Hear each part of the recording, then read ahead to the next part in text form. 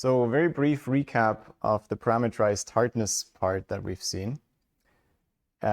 We went through a bit of a detour to find the right definition, and basically I wanted to give you some reasons for why the definition may be not the most natural one that you could come up with for this class W1. But really the end of the story is that W1 is the class that you want to show reductions against. There's a very easy way to show that a problem is in W1 using either the k-step halting problem or just from the definition that we used with this tail non-deterministic, kappa restricted, non-deterministic random access machine, which is a long term, but all it says is you do the usual kind of RAM program and you're allowed a little bit of non-determinism, but only in the last f of k steps.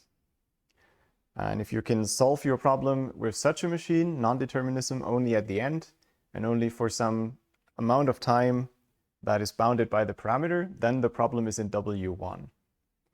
Equivalently, you can reduce it to this halting problem for a Turing machine. I think the other is a bit more natural. And then we've seen there are further complete problems for this, and independent set is one of them as well, which followed from this the specific weighted satisfiability problem. Now the slightly annoying part here is that we couldn't do the full proof because I looked into this again and it just gets into a lecture on logic, and I felt this is not where we want to go. There's more direct ways to prove this, which you can find in Segan et al. In this book that is referenced on the website.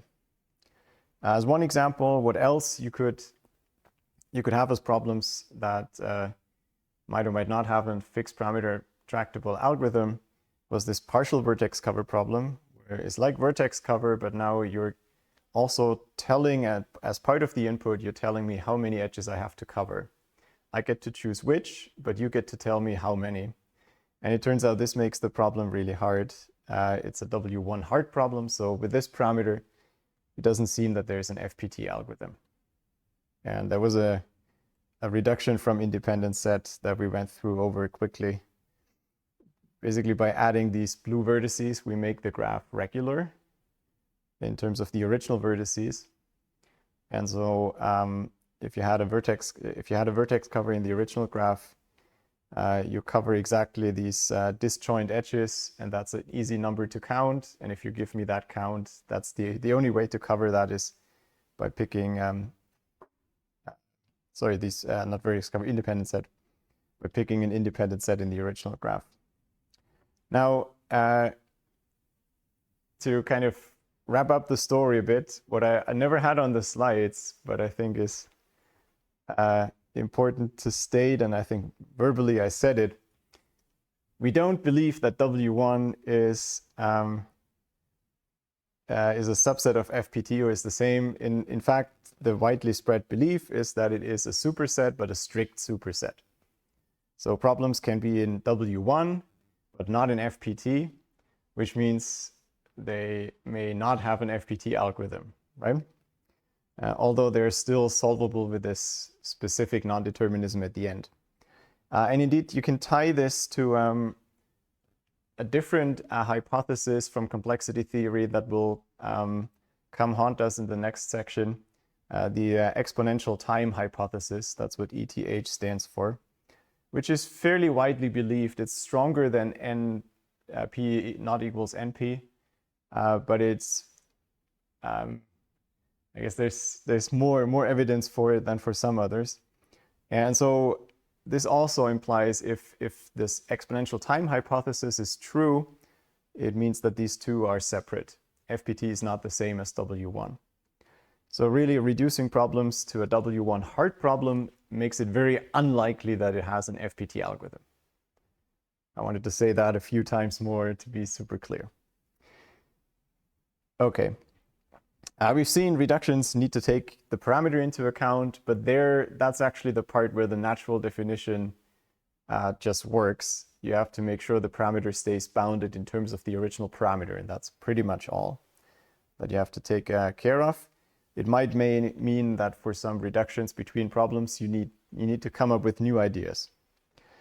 What we didn't dig into is further details of the complexity theory. You can further structure. You may have wondered why this is a W1, and you can have other parameters there. But the classes only really become different types of complexity classes.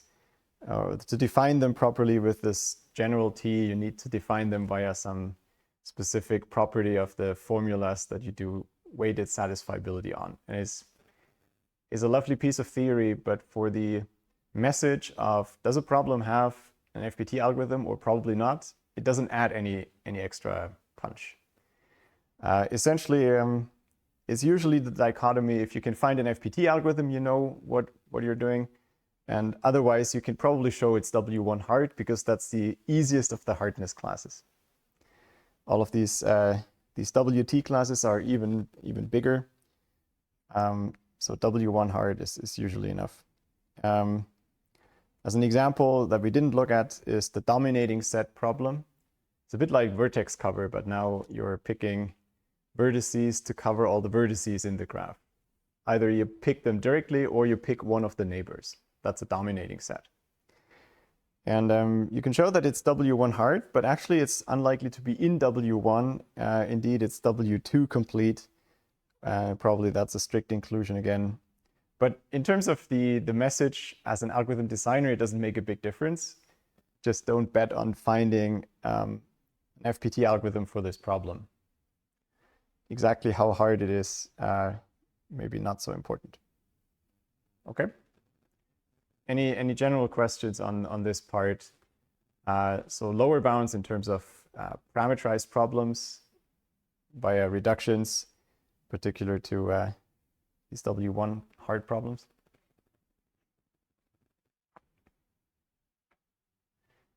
You'll have some, on the upcoming exercise sheet, some more examples of this. So hopefully after that, at the latest, it's clear.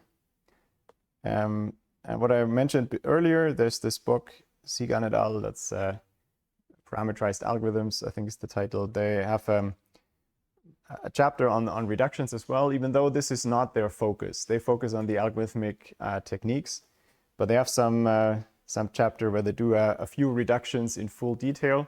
So if you'd like to see some more examples, you could go there.